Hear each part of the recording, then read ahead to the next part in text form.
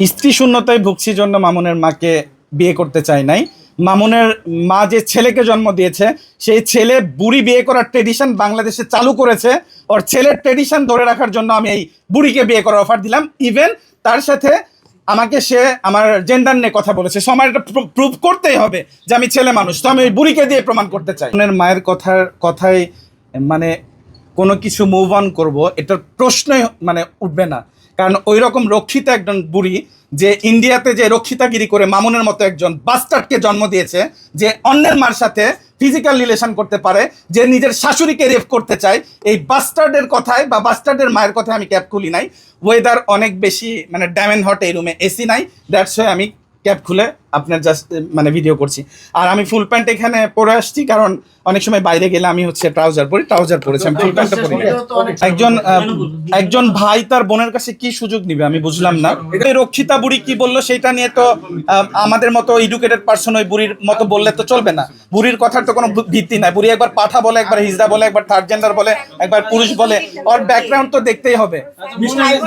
শোনেন, ওই বুড়ি যেদিন লাইলার বাসায় আসছিল সেদিন চটের ব্যাগ, বোঝেন, চটের ব্যাগে কাপড় নিয়ে আসছিল। হ্যাঁ, ওই বুড়ি আমাদের সামনে এসে কথা বলতে পারবে না। বুড়ি ওই বলছেন আমার বিরুদ্ধে মামলা দিবে, ওই বুড়ি আমার বিরুদ্ধে যদি 50টাও মামলা দেয়, বুড়ির এগেনস্টে আমি এই কথাগুলোই বলবো। চটের ব্যাগে কাপড় নিয়ে এসে বুড়ি, চটের ব্যাগের মধ্যে ওই ছেলের বউ অসুস্থ হলে কাঁঠাল নিয়ে আসে বুড়ি, একটা ভালো ফল কেনারও টাকা নাই। ফকির নিয়ে আবার আমাকে বলে আমি এক সিরা প্যান্ট পরে, আমার ওই রকম 3টা প্যান্ট আছে, আমি হাফ প্যান্ট পরে আমার একটা ইউজড হয়ে গেছে, দ্যাটস ওয়াই আমি হাফ প্যান্ট পরে আমি তো লাইভে বুড়িকে আমার হাফ প্যান্ট বা টি শার্ট কতগুলো আপনারা আমার টিকটক বা আমার ফেসবুক আইডি স্ক্রল করলে দেখতে পারবেন। বুড়ি বলছে আমার কাপড় নাই, আমার কিছু নাই। ওর ছেলের মতো ফকিরনি নাকি ওই বাসায় কাজের মেয়েরা থাকলে একটু পর লাইট ফ্যান বন্ধ করে দেয়, কারেন্ট বিল দিতে পারে না। কারেন্ট বিল দেওয়ার টাকা যাদের নেই সেই বুড়িনির ছেলের সাথে বন্ধুত্ব হয়েছে, কারণ ফকিরনির ছেলেকে কালচার দেওয়ার জন্য আমি ভালো বানানোর জন্য নিয়ে আসছি। এবং সেভারেল টাইম লায়লার সাথে যখন গন্ডগোল হয়েছে তখন মিলাই দেওয়ারও চেষ্টা করেছি। এবং আমি মোহনাকে বলেছি, আপু তুমি যদি চাও আমি পার্সোনালি মামুনের সাথে কথা বলে তোমাকে প্যাচ আপ করে দিব। কুত্তার লেজ কখনো সোজা হয় না, ঢেকি স্বর্গে গেলেও ধান ভাঙে।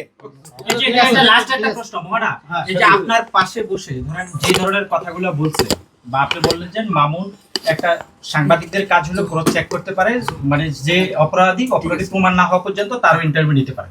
কিন্তু এখন এই যে আপনার সামনে বসে যে লিখন এই ধরনের কথাগুলো বলছে, এতে কি আপনি কি কোনো কোনো ধরনের বোধ করতেছেন নাকি বিব্রত বোধ করতেছেন কিনা? বিব্রত বোধ উনি ওনার পার্সপেক্টিভ থেকে বলতেছে। মামুন নিজেও তো ভাই আমাকে অনেক অশ্লীল গালিগালাজ করেছে, আপনাদের সামনে আমি স্পিকারে শুনিয়েছি। সো ওর প্রতি বা ওর ফ্যামিলির প্রতি আমার কোনো ধরনের কোনো যে বিব্রত বোধ করা, কেউ কিছু বলে এই ধরনের কিছু আর কাজ করে না আমার। আপনার পাশে কেউ বসে মামুনের গালাগালি বা না, আমার কাজ করে না। ওই ছেলের ভালো লাগার কিছু নাই, আমার খারাপও লাগে না। ওই ছেলেটা আমার মাকে নিয়ে যে এইভাবে গালিগালাজ করেছে, ওই ছেলের প্রতি আসলে আমার কোনো ধরনের ফিলিংস বা কোনো কিছুই নাই ভাইয়া। আপনি শেষ কি কথা বলতে চাচ্ছেন? শেষ বার্তা দিতে চাচ্ছি যে কোনো মেয়ে যাতে মামুনের চক্কর আর না করে, আমি যেভাবে সাফারার আর কোনো মেয়ে যাতে সাফারার না হয়, আমাকে যেভাবে ম্যানিপুলেট করেছে আর কাউকে যাতে এই ধরনের ম্যানিপুলেট করতে না পারে।